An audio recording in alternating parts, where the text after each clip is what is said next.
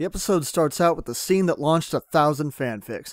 Rainbow Dash practicing a stunt, crashing, and breaking her wing. In the hospital, she laments that she'll have to sit around bored with nothing to do for days on end. So Twilight, being Twilight, grabs a book for her to read. Rainbow dismisses the idea because, "Hey yo, reading's for eggheads, you dumb bitch." Swag. At which point all of her friends laugh at her. See, even though Twilight constantly has her head in the books, that doesn't mean the others don't occasionally pick up a story to read as well. One thing I really appreciate about the setup here is that the problem isn't with reading in and of itself. Rainbow does already know how to read, thankfully. This isn't going to be one of those special episodes. Rather, the issue is more understandably that she just doesn't associate reading with entertainment. Of course, as with most things, if you think you don't like a particular medium, that usually means you just haven't found the right part of it that appeals to you yet. I mean, why else do you think millions of kids have gone through school bored out of their minds during the books that were assigned in English class, only to have Harry Potter come out and bam, a whole generation suddenly discovers that they like reading? I mean, don't get me wrong, the classics are classics for a reason, but sometimes it's a good idea to start on the Chronicles of Narnia before you work your way up to Lord of the Rings. Twilight understands this, and has thoughtfully picked out an adventure story that she thinks Rainbow Dash will like. This leads to the second part of the episode, as the story is split between Dash recovering in the hospital and the fictional tale of Daring Do, who's basically a girl Pegasus version of Indiana Jones. Honestly, between this and all the Star Wars references, I'm starting to wonder if George Lucas has money in the show. Actually, that can't be true, because at the very least, Daring's adventure is more exciting and less laughable than Kingdom of the Crystal Skull. And I really have to give the show credit here. Now, since Friendship is Magic is primarily aimed at a much younger audience, a lot of ideas get filtered out for the sake of making sure nothing is too scary or comes across as mean-spirited. In fact, you want to know just how strict they are about this? Back in Season 1, during Fall Weather Friends, the first time Rainbow called Twilight an egghead almost didn't make it into the episode. But the Daring Do segments really do play out as a less gory version of Indiana Jones. The character is dodging spikes, fire, and poison darts. She gets covered in cobras, buried in quicksand, and almost falls into a pit of lava. And it's all pretty fast-paced and action-packed. I have a feeling the reason they were able to get away with this is because, like Indiana Jones, this segment was based on classic adventure serials that everyone is familiar with by now. So most of the edgier stuff we see here is actually pretty much expected of the genre. Also, Daring Do is presented as a fictional character within the context of the show, and this is the first story in a whole series, so we know nothing bad's going to happen to her in the end. Meanwhile, back in the hospital, Rainbow finds herself getting sucked in by the book, only to have her friends come in and interrupt her. First, she gets visited by Twilight and Fluttershy. Hey, we brought your favorite game! Stay out of my shed now, okay?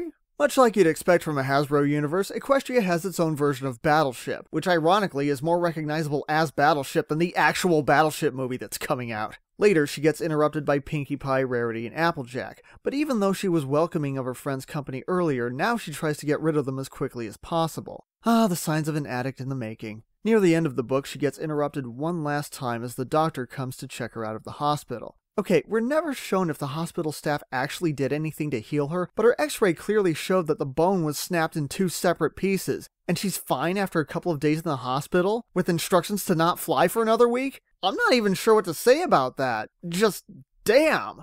But now she's left in a jam. She's so close to the end of the book that she has to finish it, but she's too embarrassed to borrow a copy from Twilight, especially after teasing her about it earlier. And since she's never really paid attention to books before, it never occurs to her that there are these things called bookstores that exist separately from libraries. So, as far as she knows, the only other copy of this book in all of Equestria is back in her room at the hospital.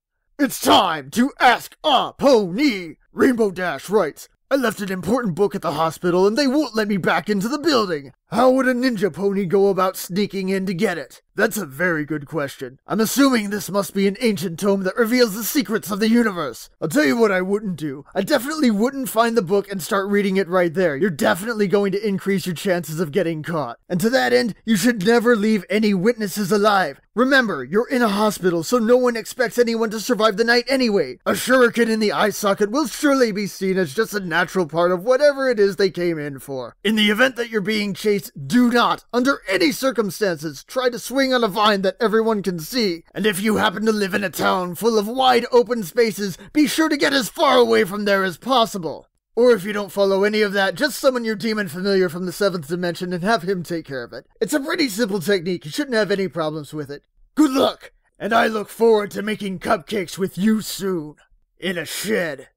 But of course, she pretty much does the opposite of all of that, gets caught, and finally confesses to everyone that she just wanted to read the damn book, but was afraid to say anything. Her friends forgive her though, and after she somehow doesn't get in trouble for breaking into a hospital, she borrows the book from Twilight and, holy crap, we get to see the inside of her house! Last week's episode gave Applejack a chance to finally shine, and this week it's Rainbow Dash's turn. She's been featured prominently in 2 other episodes this season, The Mysterious Mare-de-Well and May the Best Pet Win. Personally, I enjoyed Mare-de-Well, where Dash actually started off as a real hero, but things became arguably messy as it went along, and it's one of those episodes that has a lot of fans divided. May the Best Pet Win, while having a lot of memorable moments, still has its own special set of problems that I'll go into when I review that episode, though it basically comes down to her being a jerk to a bunch of animals that she supposedly wants to take care of. In Read It and Weep, however, Dash's behavior seems much more natural, and the lesson in the end is much more relatable. I've seen a lot of comments that Dash's gradual acceptance of reading mirrors the experience that a lot of bronies had when coming to terms with liking the show, and while I can definitely see the comparison, I don't think that was necessarily the intended message when the episode was being made. It's just one of those things that applies to a lot of situations. If you've ever been put off by something that you eventually enjoyed later, you probably know what Dash is going through here. And one more thing I really have to mention about this episode is the adorability factor. Now, most of the characters on the show are cute. It kind of goes without saying. But Rainbow Dash is kind of unique because of her tomboy attitude. In fact, she's so anti-anything girly that she's practically made it her mission in life. She's one of those characters that just doesn't do cute. At least not on purpose. You catch her off guard though, and it's a different story. And here, she is accidentally adorable throughout almost the entire episode. It's still a little distracting that most of the story takes place in one room, though that is kind of the point,